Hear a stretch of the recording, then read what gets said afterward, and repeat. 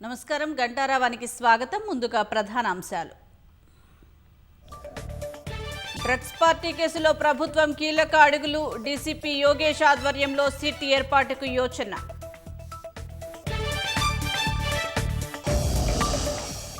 Pilot Rohit Reddy వ్యవహారాన్ని తీవ్రంగా పరిగణించిన బీఆర్ఎస్ వారం రోజుల్లో వివరణ ఇవ్వాలని షోకాజ్ నోటీస్.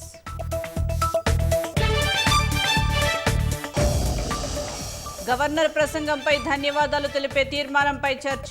ప్రభుత్వ అభివృద్ధి విధానానికి అద్దం పట్టిందన్న కాంగ్రెస్.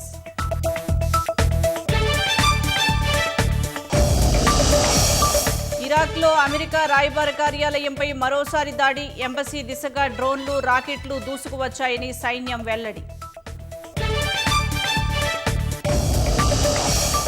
క్యూబాపై గురిపెట్టిన అమెరికా అధ్యక్షుడు డొనాల్డ్ ట్రంప్ త్వరలో ద్వీపాన్ని స్వాధీనం చేసుకుంటామని వెల్లడి.